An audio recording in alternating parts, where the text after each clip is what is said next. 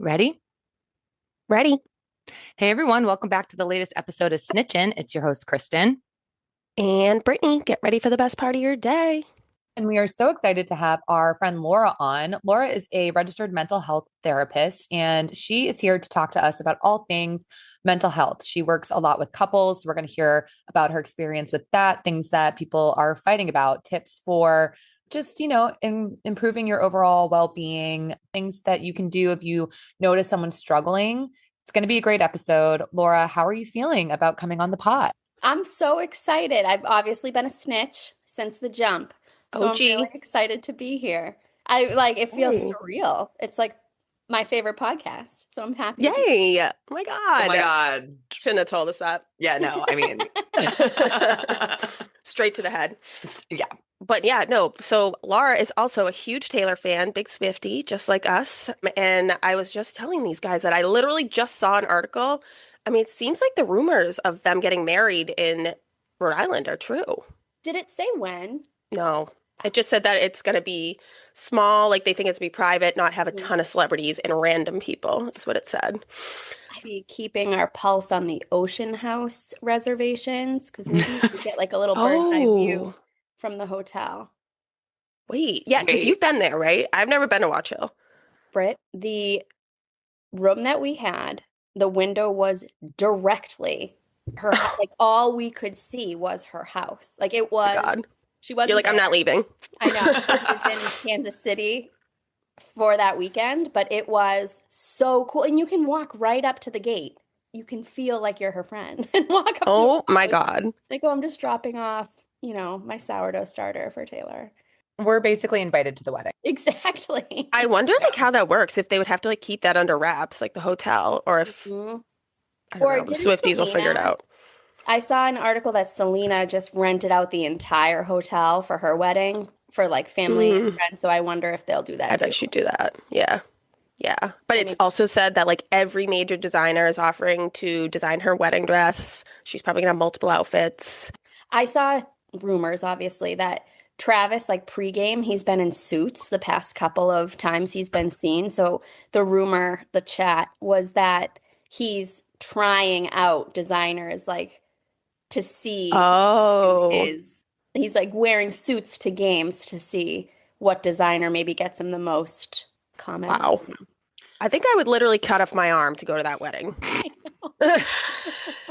I saw another thing that it was a would you rather kind of thing. And it was for would you rather $1 million, an invitation to Taylor's wedding, or something else? And I was like, I don't even need to read the rest. Yeah. The first one. I wonder who her maid of honor is going to be. Imagine the pressure to do that speech. I really think it's her mom. That'd be so nice. I could see that. Yeah, me too. I mean, I feel like that really is her number one girl. I feel like Serlina or Abigail would be the contenders for her friends. Yeah. True. Yeah. I feel like that girl Ashley is kind of a sleeper too, though. She's everywhere. Is that the one? Oh no, the one Taylor was her maid of honor. Her name was Brittany, I think. Yeah, Brittany's her childhood friend. Ashley is a marketing professional. She's been at the games. She has a short, straight, blonde bob. Yeah. I want to be Ashley. Why can't I be Ashley?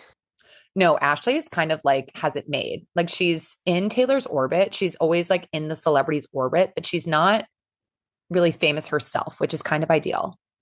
I follow her on Instagram, and after the New Heights podcast, she posted a bread bag, and it obviously was from Taylor, had all of her handwriting and cat stickers, and it was her best loaf yet. She got a loaf. That's how you know you're in the orbit, is if you get a loaf. Well, when we watched the pod and she was yeah, I'm sending them to my friends. I was how do I get on that list? No facts. You think your friends I'd die for you, Taylor. Send me some sour bread. Taylor, I would legit take a bullet for you. That's legit. Sour bread dough. I know, those are going to be on eBay someday, moldy 100-year-old Taylor Swift loaves. You're a pretty good sourdough maker, though. I saw your Instagram. I was I am loving that impressive. Journey. I am. Yeah, we've got one in the fridge, cold proofing right now. Happy to share starter if you are interested in joining along. What would you say for a new sourdough person? What's your number one tip? Number one tip, maybe so that you don't drive yourself like up the wall. It's not, I always remind myself like cave people started this. So it doesn't have to be like when I set the timer for 30 minutes Yeah. to the stretch and folds, if it's like 29 minutes and 30 seconds, I feel like I have to wait the 30 seconds. But I'm like, people did this literally in caves. And like we can, That's my rule of thumb with parenting too. I'm Yes. like, people did this 200 years ago. I'm sure it's fine. I love that. Yeah, kids are like sourdough bread. I know nothing about making sourdough, so. It's a lot of fun. It is very time consuming. The process to make one loaf of bread can take like up to 3 days, depending on how sour you want it. Wow. But there's obviously like quick shortcut recipes, but a real solid loaf takes like 2 to 3 days. I'm not gonna lie though, I feel like the like variations that Taylor was mentioning on the podcast didn't sound that good. I Like, would know. those be good? Like Yeah. funfetti? I did try funfetti after the podcast, obviously, Obviously. and I used the wrong sprinkles, I think, because the sprinkles all bled, and I Oh. literally got blue bread. Like, No. it was not cute. Kids probably loved it though. Good. Yeah, it was good. I did funfetti white chocolate chip. So it tasted really good, but I was totally thrown by the blue bread. I wonder if she's going to make like sourdough for her wedding. Little loaves as favor. Oh yeah, what are That would be so favors? cute. I Yeah, with agree. like a handwritten note or something. Yes. All right, but anyway, should we get into talking about the mental health stuff? Yes, please. We're so excited. This is something that I feel like Chris and I are super passionate about, and it's something we want to bring on the pod, and we're excited to have an expert because we are not experts. So yeah, let's get into it. So like Krista mentioned, I know like couples therapy is a big focus for you.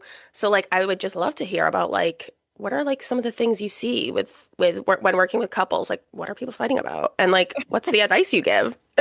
I love couples counseling. I really do. I'll say generally, more often than not, if I get an inquiry for couples counseling, it is, I don't have the true stats, but I'm going to say 99.99999% communication people cite in their inquiry. Like, we're having trouble with communication. We'd like to work on communication. It's like such a buzzword. And I Yeah. love doing like consultations before bringing people in to say, like, what is communication to you? Are you having trouble? Verbal communication? Is physical communication an issue? Like, what does communication even mean? To them, it makes sense, but it's different for everybody else. So I wouldn't even say like fighting, but it's more of like that is what I see as fractures in people's relationship.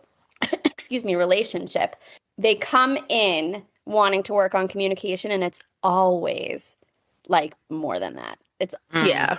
it's like That's such like the an blanket iceberg statement. word. Like, Yeah. you want communication, and then after a couple of sessions, you're like, oh, we're just really not hearing each other. Like, it's not that we can't communicate, we can speak. It's that we're not hearing and listening, or Oh, okay. channeling what we mean. It's really fascinating.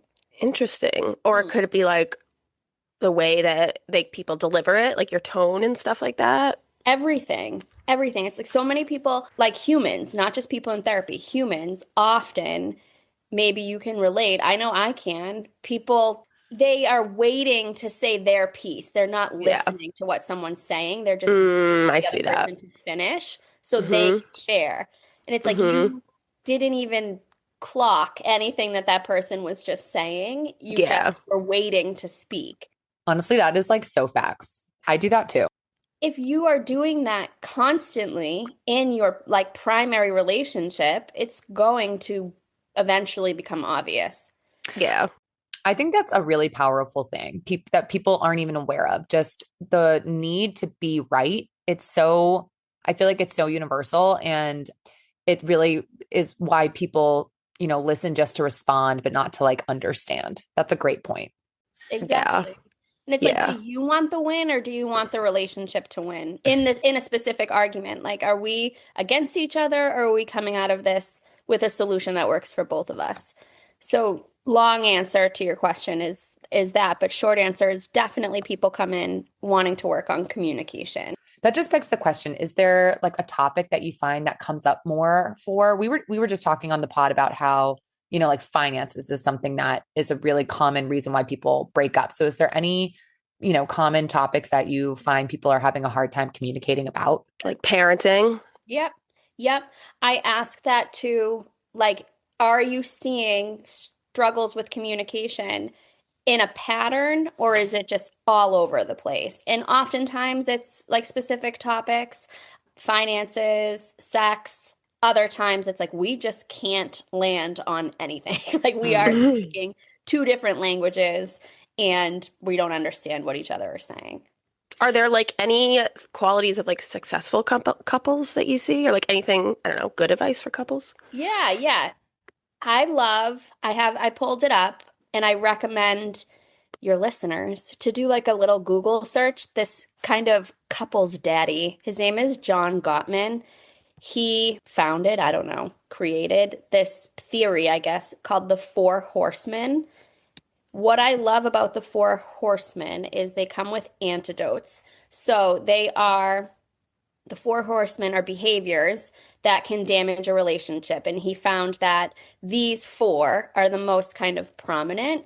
So, for example, I have it pulled up here to save your listeners a Google, but criticism, defensiveness, contempt, and stonewalling. And those are tendencies that people can, in couples, fall back on. Things like blaming other people or showing hostility or disgust towards your significant other, deflecting responsibility. But why I like that is they have antidotes. So if you are somebody who falls on defensiveness, it Hmm. has almost like mental medication of the antidote to that is taking responsibility. So if you're somebody who falls on defensive tendencies, how you can mitigate that is to own up to your behavior without blaming others. Like each of his four horsemen has something to go against it.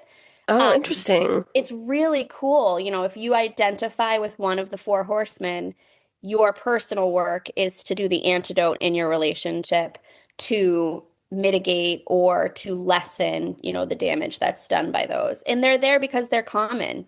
People do them. So I feel like people who do their own work and bring that to the relationship are more likely to be understanding and compassionate and want the relationship to succeed. Yeah. I feel like I talk a lot in counseling about it's hard, like you are two people with two separate upbringings, two separate worldviews, two separate everything until you then share a space and become one. Yeah. So you having compassion and understanding for why your person is the way they are and how they can best function and you can best function in one dynamic. It's it's overwhelming. So to be able to learn patterns, learn behaviors, and ways to work as one serves people best, I feel. What's stonewalling? Stonewalling I'm a is, stonewaller. I looked him yeah. up. I'm a stonewaller. Stonewalling is like cold turkey cut you off. Silent treatment. Yes, a sign. Like withdraws. Just don't Yo. talk to me. Yeah. Yeah. No, I'm a stonewaller 1000. Yeah, which is like I crush the silent understandable. treatment. I love a cold shoulder. Yes. Sometimes I feel like the cold shoulder or the stonewalling, it can come out of like being completely overwhelmed and not knowing even where to start. So you're That's like, how I can that's me. yeah, I'm just gonna throw my hands Yeah. up and like back off completely because this is too much for me to even like begin with. Like never go to bed angry. Girl, I'll go to bed angry for Yeah. months. Yeah. Yeah. Yeah. I've gone to bed angry. For sure. But it's cool Well, because if you look it up, there's ways, and some of them, they're a little general. Like if you're feeling like stonewalling and you read the antidote is to use relaxation techniques, you're gonna be like, no, I'm not gonna do that. But you find what works for you with that guidance. yeah. But yeah, it seems like, I mean, the antidote that Google is giving me is practice self-soothing. When you feel overwhelmed, take a 20 to 30-minute break to calm down before returning to the discussion. I feel Yeah, like that kind of tracks for me. totally. And that gives it a quantifiable amount of time. So you're not going to bed angry. Like I need 30 minutes. I need an hour. I need Yeah. 2 hours. I'm going to go do Away from something. this. Yes, Yeah. but it gives you the circle back of like, while I take this space, I will be returning to this to fix the fracture. Like I'm not just going to leave it unmended, which I Hmm. think is where a lot of damage can be done, if you don't do the circle back. Do you ever find yourself like psychoanalyzing like your own life? You know what I mean? Ooh. Like I feel like I would be like I don't know. Like, I feel like Chris would hate it if I was like, well, you're stonewalling me. I'm feeling defensive. Yeah. Yeah. That's such a good question. I guess I'm going to answer a question you didn't ask, which is like other people often ask, are you Mm, analyzing me? And I'll Mm, tell you, for me, I can't speak for other clinicians. For me, 100% no. Like if I'm yeah. not working, I'm not working. Just like Yeah. people, Like who make anyone. slide decks aren't making slide decks on their free time. Yeah. I can naturally like pick up tendencies and stuff, but I'm not, if I have a conversation with somebody, I'm not like forming a diagnosis in my head. I can't. Like it's Yeah. not the same thing. It's not apples to apples. Myself, hmm. I do feel like I have a decent pulse on like I can feel when things are coming up. Like if I'm feeling anxious, I'm able to kind of clock it early. It's the same thing like mechanics still need to get their tires changed. Like doctors can mm. get rashes. Like stuff can come up for me, but I feel like I have a handle on things that work for me to mitigate that. Like I know things that make me feel better. I love to cook. I love to read. I love like moving my body. So it's cliche, but like having a pretty full toolbox, I think helps me Hmm. get ahead of anything that I see coming up for myself. Yeah. And I feel like that's a good point about like kind of separating it. Like when you're at work, you're at work. And I mean, a therapy conversation is an extremely different setting than like talking to someone at a wedding or something. Exactly. Like, I was um, purposefully kind of silent, not that I have a platform of any kind, but silent on that woman on TikTok who was like in love with her therapist or said her therapist was in love with her. Oh, I missed that. oh, yeah, I Oh, didn't it see was a that. big saga and therapists were coming on TikTok and chiming in being like, I'm not giving my opinion on this because I'm not her therapist. Like Right. I don't see her in a clinical setting. I can't tell you, like, quote, what she has. It's not, it's so Yeah. different when it's not a client therapist relationship. It's inappropriate to be, like, it's unethical for me to be going around giving people diagnoses who aren't my clients. Yeah. What about like, I mean, kind of to flip up, but maybe not really, but like with parenting, Mm, like Mm, I feel like that's a big thing for millennial parents is like a lot of us weren't brought up to like learning a lot about mental health. So it's mhm. like totally. sometimes it feels like it's like overkill. Like on Sesame Street, they're like always talking about taking deep breaths and stuff, which I'm like, oh, this is great. But like, I guess like, I don't know, how do you approach parenting in a healthy way and like teach your kids about Yes. mental health and emotions? Yes, we're big on modeling. And I wouldn't even say it's like a conscious choice. Like, it's not like Mike and I had a conversation and we're like, we're going to model. I just feel like it happens naturally. Like, all feelings are real, all feelings are valid. And if we can be, as parents, open and honest about our feelings, then we can show that that's okay and normal to do. Like, I'm so happy to see you. I tripped and I hurt my toe and it makes me sad. Like just throwing feeling labels into normal conversation in Mm. front of the kids.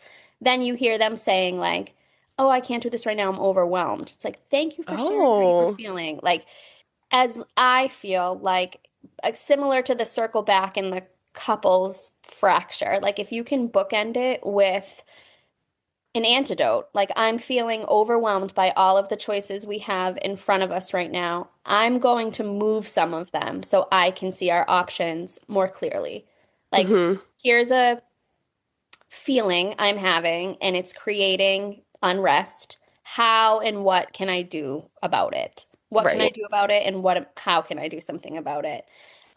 We are big on mindfulness too, without necessarily like we don't call it that. We're deep breathing. We're doing like smelling the flowers, blowing out the bubbles to try to get the deep breath without necessarily saying like we're going to sit in a circle and do deep breathing. Oh, okay. Um, Okay. being age appropriately aware of your feelings and kind of labeling them. That's true. And I can see why that would be so important to make a kid feel validated in their feelings just by even saying something like, that makes total sense that you would feel scared. Like if I was in that situation, I would feel that too. Yeah. And I catch myself like the other day. Something happened and Claire looked to me like she was crying and she looked upset, like visibly upset. And instead of saying to her, "Are you sad?" or "What's making you sad?" I stopped myself because I'm still learning and practicing too. I mean, we're all new at this. I said, "Oh, hey, Claire, how are you feeling?" Like instead of putting the label of sad Mm, on her, I asked her how she was feeling. She was sad, but instead of me telling her or putting that idea in her head, I wanted her to use like quote feeling words to tell me herself how she was feeling. Maybe she was angry and I love I that. cry when I'm angry, so maybe she was Yeah. angry. But So she was, simple. yeah, but it's something I'm working on. Like I need to be conscious about it too and not just kind of like rushing to the feeling or describing it for them. Yeah. So it's something I practice too. Yeah. That's very cool. It's so crazy how kids literally will just like wake up and be sad. Like they're Mm. just like adults. It validates like how you feel as an adult because like sometimes Connor will just wake up and like be sad or like be in a bad Really? mood for like no reason. And it's frustrating because I'm like, what's wrong? Like how can I help Yeah. you? Like I want to fix this. Hmm. And like you can't. And they're just like sad. And then the next day they're happy. Like it's crazy how like they're like little humans. I mean, they are They little are. humans, And I but feel like like, they're almost, it's kind of a beautiful thing. Like they are not conditioned to hide yeah, that. Like if you, Brittany, you, Kristen, me, wake up sad, it's like we carry on. If kids wake up sad, yeah, they're like, I'm sad, so I'm gonna be sad. Like I'm gonna show you that I'm sad. They don't know that we've been kind of conditioned to like not share that. So if yeah. we can change that narrative early. It's like, oh, you're sad today. Can you tell me why you're sad? And of course, like you said, if there's no reason, then it's hard. I say this all the time, but like obviously you don't want your kids throwing tantrums, but there's a part of me that would just love to be a 2 or 3 year old. And if it's like, if I'm pissed, I would love just to like kick my feet and scream and just like be pissed. That would be just so liberating. Yeah, Exactly. Like the zoo is closed and you're devastated. It's like, Yeah. I want the zoo is a very fun place. I want yeah, to go too. I'm just as upset. Yeah. But yeah. yeah, My it's so dreams are real. crushed. Yeah. Yeah, it's real. It's nice that the flip side of that, Britt, he's comfortable around you to be that sad. I know Yeah, in the moment it's tough, but it's like he's having a hard time for whatever reason. yeah. Sometimes They that just it's happens a to roller all. coaster of emotions. It's just so Mm-hmm. so innate to humans, you know. Mm-hmm. But yeah, what about like kind of on this note? I know you have a pretty big TikTok following. And I love your little what is it? It's called Grounds for Good, the Oh, I'm coffee having so much segment. fun with that. Yeah, Yeah. grounds for growth. It's a Oh, Grounds for very Growth. beneficial or selfish series that I'm doing because I get a really good latte every Friday. Love that. Oh, I didn't even think of that. Yeah, it's really fun. Yeah, I figure, like the digital age of therapy, it's if Mm, I can make, again, it's not like I'm counseling people on the internet, but if you can give quick mental health tips or like validation or reassurance to people who might not have access to traditional therapy, why hmm. not? Yeah, yeah. And I feel like that's less intimidating too, because some people still have like that stigma of, oh, I'm gonna go to therapy, it's gonna be this whole thing, and I'm nervous, whatever. But like just like I was watching the one of I think the most recent one you did today, and your tip was like go outside and like think of like 5 colors. Like I need to see Mm, 5 pink things before I can go back inside. And it just like gets you out of your brain and like out of your mental health. And it's like good to do with kids. Like just yep. little things like that are so easy. Yeah, I love quick. that. Yeah, it's a lot of fun. And it's helpful for me too. Like thinking of the content to put out is a reminder to me to do those things too. Like when I did Right. the color walk tip, I was like, I should go on a color walk. Like that sounds fun. And it's good reminders for me too. Yeah. Another thing like that I do a lot is, well, because they say like if you're anxious, you're thinking about things that are happening in the future. And if you're depressed, you're like ruminating on things that happened in the past. So if you're really trying to be present, just to tune into your 5 senses. So I did this a lot when I was traveling. And then, even now, like if I go down to the beach, I'll literally just have that thought where I'm like, okay, what are my 5 senses? Like, what am I smelling? Am I smelling like the salt air? What am I feeling? Am I feeling the sun on me? What am I hearing? Is it cars? Is it, conversation? Is it the waves? Tasting and seeing. So it's like if you can really tune in and like label the things that you're seeing, it helps kind of get you out of your, all your anxious thoughts or whatever, and just really be present in the moment. And so I'm curious if there's anything else that, you can recommend to people to kind of help them with that, just in their day-to-day, quick tips or things that they can do and practice to increase their overall well-being. Yeah, I love that question. I feel like, who am I to tell you? If I tell you you should make sourdough bread every single day, like, it doesn't hit for you. So my recommendation is to find your thing and do it in a small dose every day, no matter what that looks like. Like, if you are a runner, if somebody told me get outside and go for a run every day, you'll feel better. Like, that wouldn't work for me. I'm not a runner.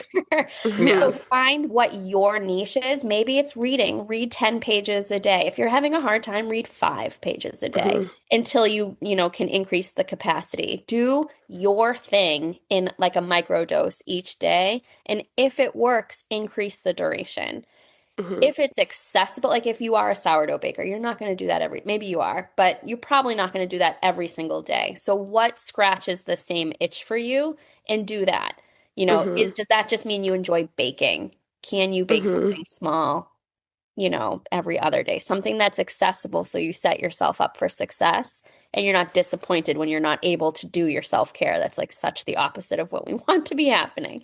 Yeah, yeah. I feel like I also read an article recently, and it was just saying, like, also, like, doing your thing, but being like, oh, I'm reading this book. This is so nice. Like, or like going on a walk and being like, oh, the air feels so nice. Like, and just be like acknowledging that, like, even though these things, just like the positivity you get in your life, like, it doesn't need to be like a vacation. You know what I mean? Like this big thing or like this big event, like just being like, oh, I'm appreciating that the sun is shining down on me today. And like, even just like reminding your brain of that is, and I'm like, well, that's pretty simple. I could do that. It's hard for people to remember to do that or be motivated to do that. Like, there's a bunch of reasons why that would work or wouldn't work for people, but that is so accessible. Like, you don't need to buy anything. You don't need to go anywhere to do something like that. So that's awesome. I do think that's an interesting point, though, to bring it back to, like, you do have to figure out what works for you. We had a similar conversation when we were talking about exercise. For the longest time, like, I just was discouraged or felt like I wasn't good at exercise because I didn't like to go to spin. And that was the exercise that like everyone in my world was doing. But that's not true. You just have to find out what works for you. And it's like, for me, I know journaling in the past 3 or 4 years has become such an important part of my life. Like, I love to journal, but I like to write. So it's something that I do every day, but I know that that wouldn't work for everybody. Or like, if, for me, it's like meditation. I know that there's so many benefits to meditating, but I just have never been able to like really get there. And then it almost makes you feel bad about yourself. So it is just so important to find what works for you. I love that question because you can ask people and you find out that they enjoy like rollerblading. It's like, I would have never suggested like you should rollerblade. So you find what like journaling. I've desperately tried, Kristen, desperately tried. And I just like my brain goes faster than my hand. So I don't enjoy it. I wish I could, but it's not for me. But if like some people do it every single day and it's their outlet. So it is kind of a disappointing answer to your question. Like if you're looking for tips, and it's a very therapist answer to say like, what are your tips? You have to find what works for you and do it in small doses and give yourself the time to do it. If you're in a relationship where there is like supervision of children, your significant other can give you the time to take, what you need to get yourself feeling like your best self. And isn't that such the human condition, just to be like, what's the one tip that's going to make us like all better? Like, what, like, tell me exactly what to do. I will say something that I do believe in. It's not obviously my theory, but that habit stacking, I think that's such an incredible. What's that? I don't know what that is. Like doing things. Kristen, we might have talked about it at the wedding too. It's like doing things that you can do at the same time. So like if you are doing the dishes, can you run a load of laundry at the same time? Can you listen to the Snitchin podcast while you're doing the dishes? Oh, I do that. I read and walk. It's the best. No. I'd get motion sick, I feel. I have to make the font on my Kindle big, but you're already doing it then, Britt. That is habit stacking. Nailed it. You got to pay attention to that one. Okay, yeah, we talked a little bit about this, but like in terms of like the therapy in the digital age, I feel like a thing I've been seeing a lot is like these like, is it AI therapy or like an app Yes. that you can do that like you get all your therapy in the app? Like I know Headspace has one now. Um, Yeah. it's an AI therapist, I'm pretty sure. So they're two different things.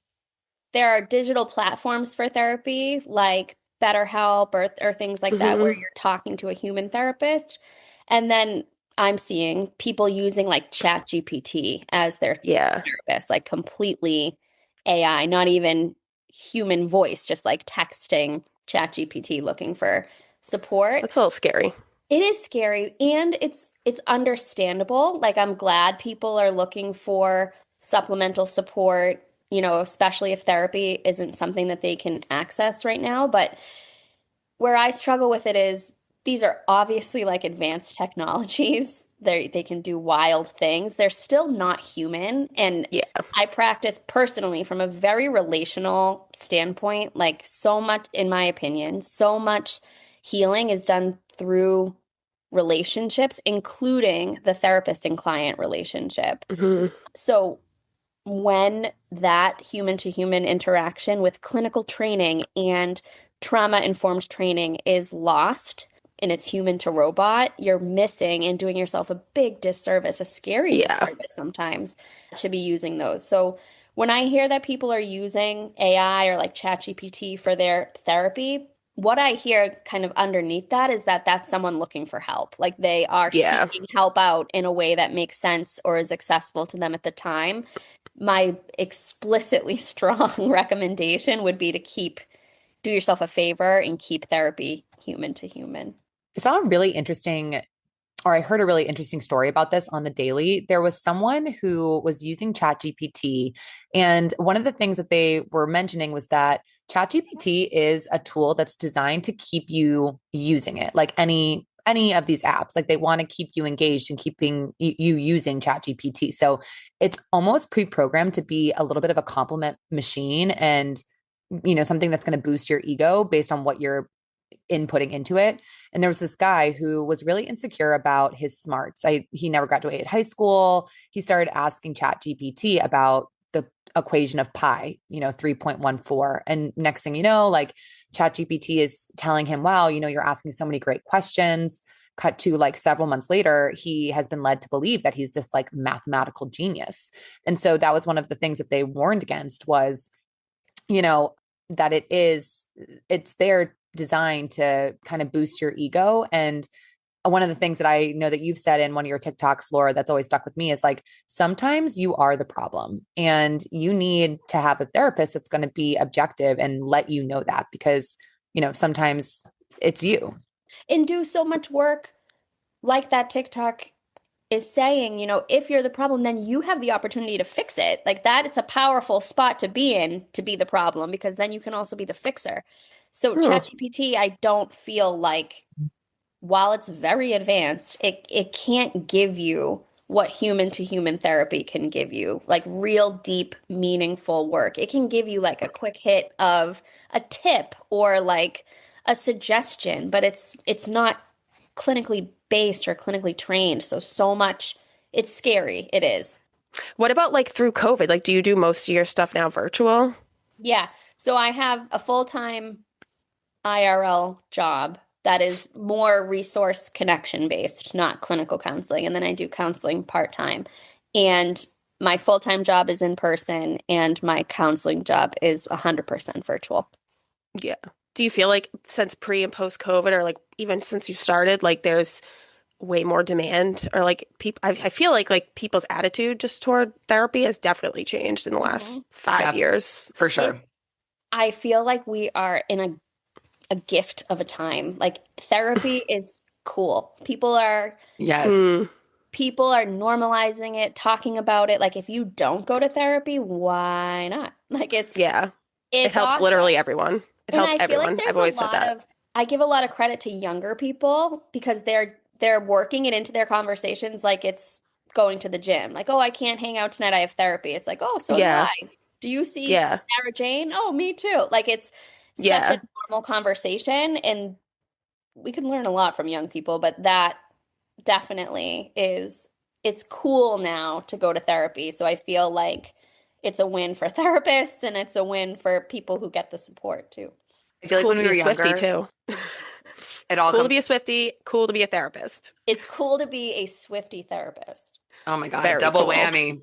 Welcome to 2025. Can you imagine if in session I'm like, what era do you most identify with? Like you're kind of giving reputation. Yeah, you're in a dark place if it's rep. Let's get you to lover. It's so true though. If someone was in therapy when we were younger, it was like, oh, they're in therapy. What's wrong with them? And now it's like it's encouraged and that's amazing. But what happened? What about if you have someone in your life that you see or you're worried about, think that they might be struggling? Like any tips for how to connect them to therapy or how to broach the conversation? It's, what do you do in that situation? Yeah, definitely. It's such an important question. Generally, for the sake of time and just keeping it general, any change in somebody's baseline behavior, so how you know that person to be typically, any change in that over a significant amount of time, what I mean by that is like 2+ weeks of consistent change. That's change in either direction. If somebody you know and love is a couch potato and they've always been a couch potato and all of a sudden they have this wild jolt of energy and they're throwing themselves into a Good million point. activities and being really involved, that's still considered a change in their behavior. Right. And then kind of the one that is most common or most talked about is like somebody who is engaged and starts to pull back, and withdraw and disengage from things and become more to themselves. Any change in that behavior over that significant amount of time could have so many, reasons behind it. Maybe they're going through something or whatever, but it's still worth a conversation that you've noticed it. And having that conversation can be hard and intimidating and overwhelming. We're so conditioned to, you walk by somebody, hey, how are you? Good, you, and you just keep walking. Yeah. But what do Totally. you do if someone says like, oh, actually, do you have a minute? Yeah. Yeah. Yes. I'd be like, no, I gotta go. Yes. That's a great So if point. you can get ahead of that, my recommendation is always, it's very elementary, but it's effective. The I statements. Like instead of saying, you've pulled back or you seem different, you can Oh. say something like, I have missed you. Mm. I want to be spending Oh. time with you. Is anything going on for you that's making it so we're not spending as much time together? Hmm. None of that is blaming or accusatory. It's owning your perspective in the dynamic and saying what you miss or what you've noticed without saying like you're doing this, and that can throw people on the defensive pretty quickly. But if Hmm. you say, I've missed our time together, how can I help you so we can spend more time together? Is anything going on for you? You might get a closed door and they say, nope, I'm good. But if something is going on and you're the one who asked about it, they might come to you when they're ready to talk about it versus someone who's never asked them if they're okay. True. True. That's a good way to introduce it too, because I think it's really easy to fall into the trap of thinking like, okay, if you see someone that goes from being really productive to not being productive, like that's something that's easy to flag. But the opposite way, you can easily think like, oh, this person, is doing so well. So definitely like a good way to frame that. Mm-hmm. The over under kind of mindset. Like if somebody is overeating, oversleeping, Hmm. over drinking, or if they're not under drinking, but if they're under eating, under sleeping, like if you have a pulse on the people you care about and their tendencies and you start to notice a shift to go over or a shift to go under, it's worth a conversation. It's always worth a conversation. The worst thing someone can say to you is like, buzz off. I don't want to talk about it. I need someone to tell me to buzz off. I don't know what I can say on the pod, but depending Oh, we're on who explicit. you are, it might be a little more colorful. But yeah, you can be met with a million different things. But if and when that person's ever ready to talk about it and you're the only person who ever asked, putting money on you're the person they're going to go to. And it's better than not saying anything. It is always better than not saying anything, 100% of the time. It's vulnerable and it's uncomfortable to have conversations like that. But if you do it in your language and the way that you talk to each other, like Brittany, I don't imagine you'd ever go up to Kristen and say like, I'm feeling that you're feeling like it. You Yeah. talk in your dynamic, like you make it work Right. how it works for you, depending on who you're talking to. So interesting. You're so smart, Laura. No, Laura, literally. We're all smart in human nature, you know? I love that though, because yeah, it's so no one's going to respond well if you're accusing them of anything. So just like bringing it inward with the I statements, like that's a great tip. Yeah. I mean, think about it like personally. If someone came up to me and said like, you're this, you're that, I'm not going to say what I'm feeling. I'm going to immediately put a wall, I'm going to stonewall and I'm going to say, Stonewall or stand yeah, up. I'm going to It's my new go term. to horseman number 4 and say, like, I don't like that doesn't feel like a safe place for me to say, you know, how I'm feeling. If someone Yeah. says, I've missed this or I've noticed that you've been XYZ, it's like, oh, they care. Like I'm seen. That person sees my tendencies and that they have changed.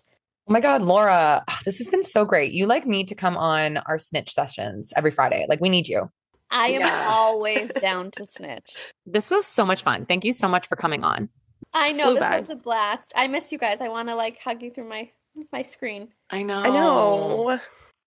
Thank you to everyone who has listened to this episode. We hope that you have taken something away from Laura and her advice. We know we have. And make sure to like us, follow us, comment at us, tell everyone you know about us on social. We're at snitchinpod on TikTok and Instagram. And yeah, thanks, Laura. Have a great Thank day, you guys everyone. so much. This was great. Thanks, Laura. Thank you. Bye, everyone.